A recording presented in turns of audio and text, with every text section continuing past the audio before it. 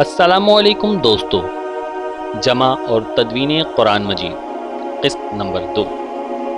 اس سے پچھلی قسط میں آپ ملاحظہ کر چکے ہیں کہ کس طرح حضرت عمر فاروق رضی اللہ تعالی عنہ نے حضرت ابوبکر صدیق کو اس کام پر راضی کیا کہ قرآن مجید کو ایک جگہ جمع کر دیا جائے۔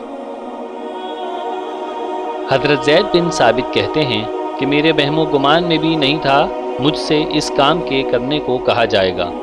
وہ کہتے ہیں اگر مجھ سے یہ کہا جاتا احد پہاڑ کو ایک طرف سے کھودنا شروع کرو اور اسے کھود کر دوسری جگہ منتقل کر دو، شاید یہ کام میرے لیے زیادہ آسان ہوتا۔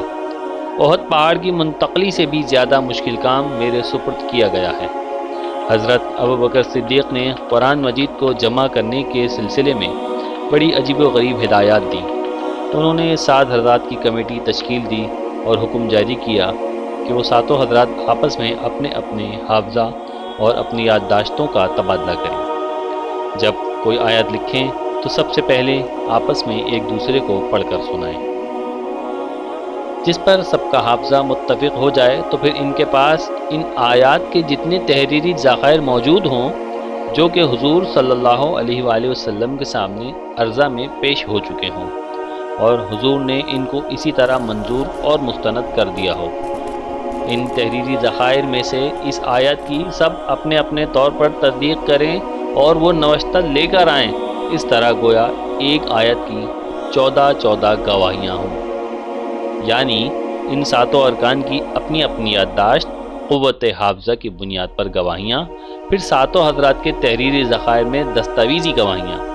ان سب گواہیوں کے بعد ہر آیت پر مزید 2 گواہیاں کمیٹی کے باہر سے لی جائیں۔ ہر آیت پر کوئی 2 صحابی آ کر یہ گواہی دیں اس آیت کو ہم نے اسی طرح سنا ہے اور ہمیں اسی طرح یاد ہے۔ پھر اس آیت کی تائید میں 2 تحریری نوشتے لائے جائیں اور ہر نوشتے کی 2 آدمی آ کر گواہی دیں۔ جب یہ سارا عمل مکمل ہو جائے تو اس کے بعد قرآن کی اس آیت کو لکھا جائے۔ اس سے زیادہ اہتمام و انتظام انسانی سطح پر ممکن نہیں، انسان کے تصور میں نہیں آ سکتا اس سے زیادہ کوئی اور کوشش اور مزید اہتمام کیا جا سکے۔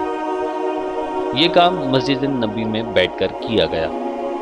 حضرت زید بن ثابت جو اس کام کے ذمہ دار تھے، انہی کی سربراہی میں کمیٹی تشکیل دی گئی تھی۔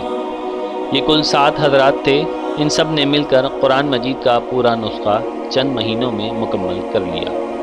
باقی اصحاب ان کی مدد کرنے والے تھے۔ قرآن مجید لکھنے کا جو خط اس وقت انہوں نے اختیار کیا اس کو رسم عثمانی کہا جاتا ہے۔ قرآن مجید کی ایک ایک آیت پر گواہیوں کا سلسلہ مکمل ہو گیا۔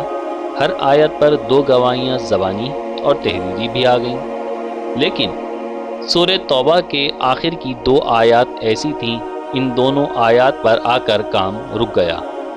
یہ سورہ توبہ کی آخری 2 آیات تھیں۔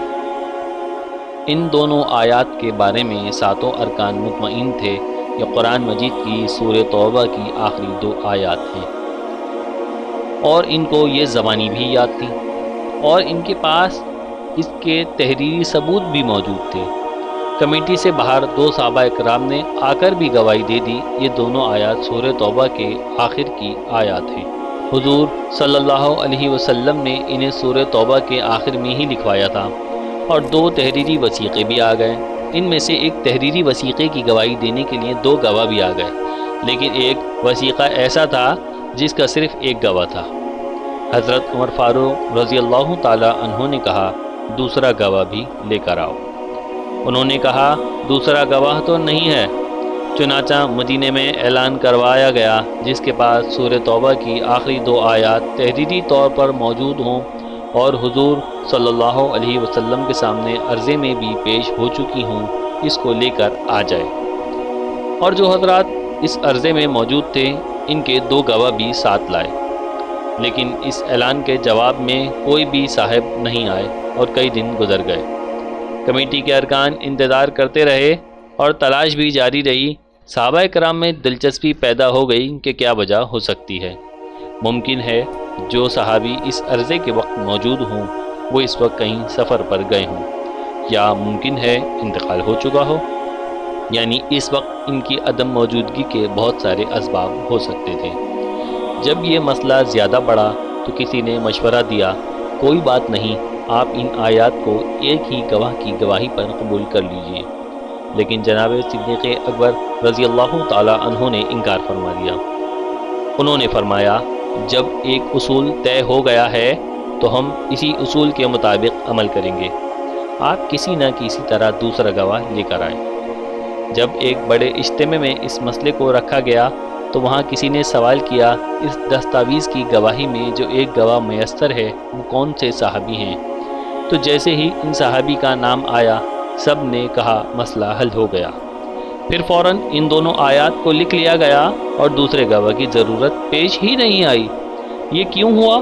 یہ کیسے ہوا؟ اس کے پیچھے ایک چھوٹا سا واقعہ ہے جو کہ میں آپ کو اگلی قسط میں بتاؤں گا۔ ہماری ویڈیو کو لائک کریں، شیئر کریں، سبسکرائب کریں۔